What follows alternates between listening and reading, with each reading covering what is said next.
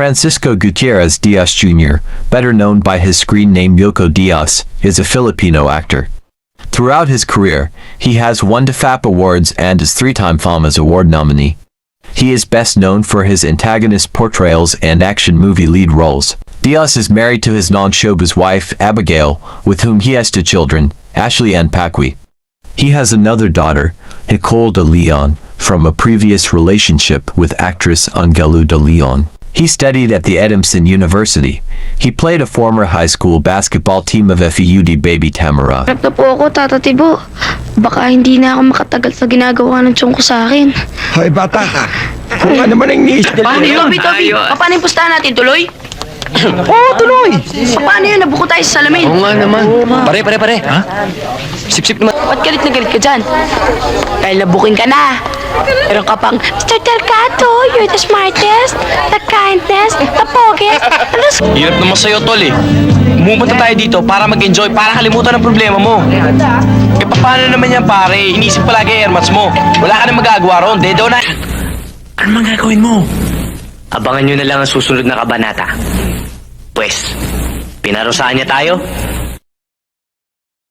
Nothing. You stay in the house, hold on to your radios. Wala na kami. Wala na rin si Jess. Tol, O, Alan. Berting, mga bala nito nasan? Ayan, sa bag. ang mga mata natin. Gusto mo? O sige. O, pantayan mo to ha. Mandaraya yan eh. Tignan mo kung sino unang matatapos sa amin. Oo ba? Sige. Goodness gracious, great eggs of fire! Dumating na yung grupo nagpabol sa kapatid mo.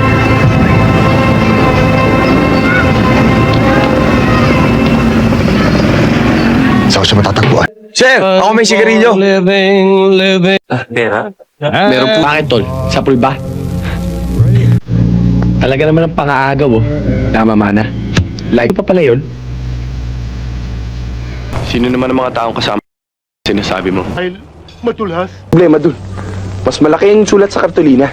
Mas madaling mababasa ni Charina. Ayusin po ako. Medyo matagal ako mawawala. Inay, basta't huwag kayong mag-alala. Babalik din ho ako. Hindi naman yan ang iniisip ko. Baka kinihiya mo ako dahil isa. Bibigyan kita ng magandang partner. Titignan ko mabuti dahil baka may lakad kami ng mga bago kong barkada. Nakakompetensya.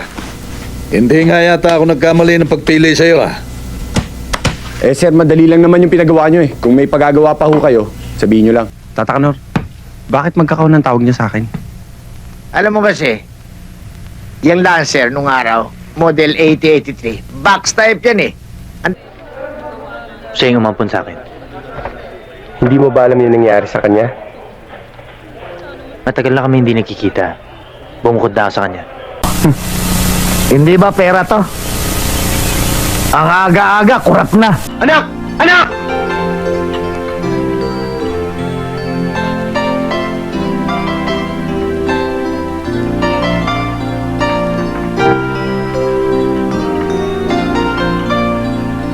Aba... Hoy! Magkaliwanagan tayo. Bukas kapag hindi ka dumalaw dito, Takot na ang mga tao ni Biray. Takot na kay Asyong. Ano balita? Matatapos ba pa? After 1 week, darating na ho dito. may kilos na masama! Bumuko kayo ng mga Nabangga po ako habang tumatawid. Ito ba nakabangga sa'yo? Tay! Tay! Nabangga ako habang tumatawid. Huwag ka na makialam. Huwag mo akong pakialaman. Gusto mo na yung braso mo. Gago. Okay lang. Sabi ko nga sa'yo eh. Ganun talaga ang putong Batangas. Ay, ma. Ano naman mahal, pwedeng okay na yun.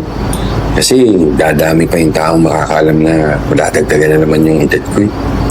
Buti naman daw ang kalagayan ni Tonix. Protektado ng matatandang Diablo na naunang... Bakit ka naman pumasok dyan? Alam mo ba pwede ka mamatay dyan? Tulungan mo ako maghanda. Hindi natin makukasanda yan. Congratulations, Attorney Alejandro. Tatanda mo may isang pabor ka sa akin. Kahit ano. Patay. Nakatuloy.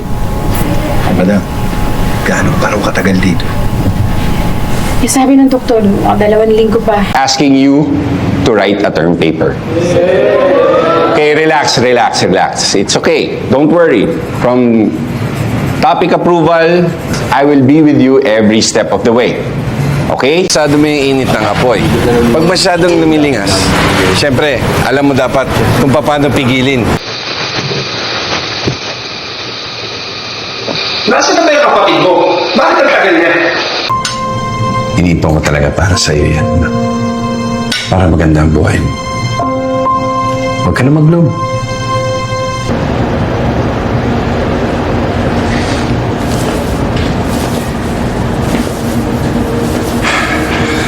Mas kailangan lang ako ni Sudat. At that time, she needed me. She was troubled. Oo. Tignan nyo. Nakita nyo? Hinakot lahat ng medalya sa eskwelahan. Ganyang kalupit yan. Yung bagay-bagay, paano-mano sa inyo, sir? Siyempre. Kitang-kina naman, sir, sa dami ng medalya, Ano ba naman kayo? Pati yung panganay ko, mukhang magiging pulis din. Sa akin si Rene, Edgar. Pinatay na kita. Papatayin kita ulit.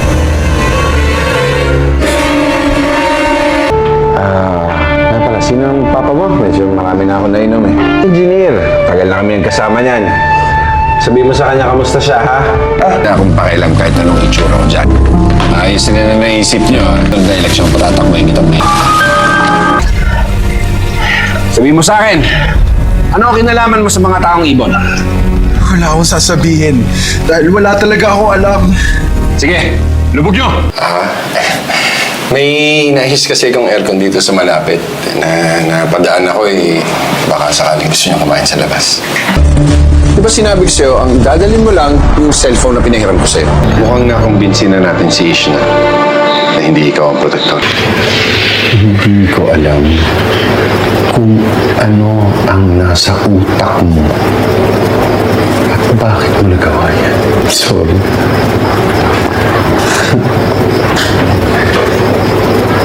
Araw-araw ko nagpupuyat. Dito kakailanganin ko ang inyong sipag at saka tiyaga.